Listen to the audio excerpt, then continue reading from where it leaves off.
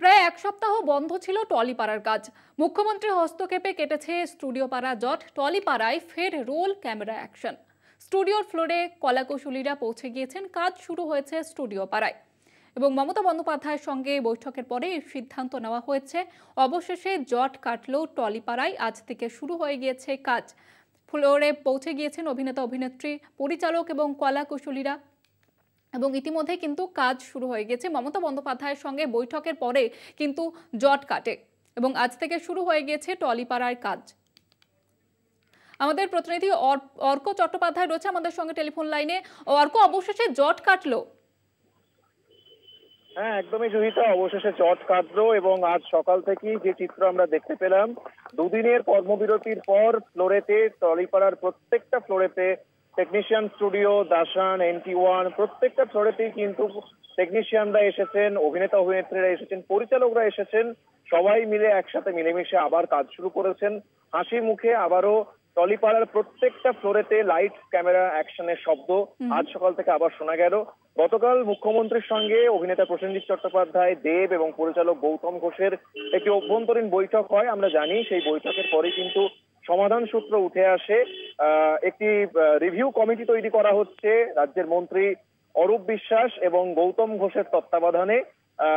তাদের তত্ত্বাবধানে একটি রিভিউ কমিটি তৈরি করবেন। তাতে দায়িত্বে থাকবেন প্রসেনজিৎ চট্টোপাধ্যায়, অভিনেতা দেব এবং ইন্দ্রনীল সেন।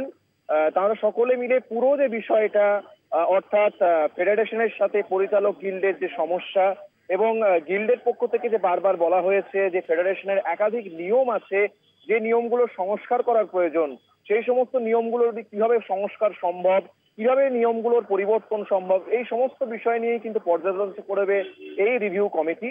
এবং তারপর 3 মাসের মধ্যে সেই রিভিউ কমিটি চূড়ান্ত রিপোর্ট সকলের সামনে আনবে এবং মুখ্যমন্ত্রীকেও সেই রিপোর্ট দেওয়া হবে বলেই জানা যাচ্ছে। এবং সেখানে কিন্তু প্রতিটা গিল্ডের পক্ষ থেকে একজন করে সদস্য থাকবে। সব মিলিয়ে খুব আশাজনক একটি বিষয় এবং আজকে সবাই কিন্তু হাসি মুখে আবারও টলিপাড়ায় কাজ শুরু করেছে। জয়িতা, একেবারে ধন্যবাদ জানাবো অর্ক। আমাদের সঙ্গে ছিলেন আমাদের প্রতিনিধি অর্ক চট্টোপাধ্যায়।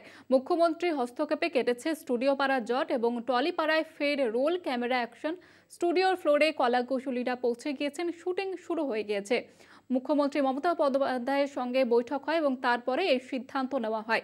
বেশ কয়েকদিন ধরে আমরা দেখেছি যে অচলাবস্থা তৈরি হয়েছিল টলিপাড়ায়, বন্ধ রয়েছিল সমস্ত সিরিয়াল এবং সিনেমার শুটিং এবং তারপরে কিন্তু অবশেষে জট কাটলো।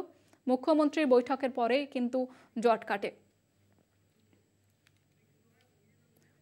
এবং আজ থেকে শুটিং শুরু হওয়ার পরে অভিনেতা এবং অভিনেত্রীরা কি বলছেন শুনুন। টেকনিক্যাল মানে টেকনিশিয়ানস, মানে ফেডারেশনস, আর্টিস্টদের মধ্যে যে ঝামেলাটাই চলছিল সেটা একদমই ভেতরের ব্যাপার, মানে যেটা হয় ফ্যামিলিতে থাকলে একটা মানে ওই মান অভিমানের একটা পর্ব চলছিল। যাক, সব মাননীয় মুখ্যমন্ত্রী সব ঠিক করে দিয়েছে। I was actually little worried যে কি হবে না হবে। দেখো, আমরা সবাই একটা পরিবারের মতো কাজ করি, তো সেখানে আমি চাই না কেউ কারোর সাথে ঝগড়া করুক, লড়াই করুক, হোয়াট এভার ইট ইজ। যার যা দাবি আছে সেটা মিটিয়ে নিয়ে আমরা সবাই পরিবারের মতো যেমন কাজ করি সেরকমই করতে চাই, শান্তি মতো। That is all that I want. আমরা তো একটা ফ্যামিলি, টেকনিশিয়ান হোক, ডিরেক্টরস হোক, আমরা অ্যাক্টার্সরা হোক, সবাই একটা ফ্যামিলি। তো ফ্যামিলির মধ্যে ঝগড়াঝাটি হলে, মান অভিমান হলে দুঃখ হয়, বাট সেটাকে মিটিয়েও নিতে হবে, একটা সমাধানে আসতে হবে। আর আজকে ফাইনালি আমরা খুব হ্যাপি যে আবার শুটিং শুরু হচ্ছে। 2 দিন আমরা খুব ঘাবড়ে গেছিলাম, আর রোজ ভাবতাম যে আবার শুটিং কবে শুরু হবে। ঘাবড়ে গেছিলাম যে কি হচ্ছে, কি হবে। তো সেক্ষেত্রে এখন সত্যি খুব ভালো লাগছে। আশা করছি এভাবেই ভালোভাবে চলুক সবকিছু, কারণ আমাদের ধারাবাহিকটাও যেহেতু নতুন, তো সেক্ষেত্রে একটু চিন্তা তো থাকবেই। সবাই খুব চিন্তিত ছিলাম, তো এখন অনেকটাই ভালো সবকিছু।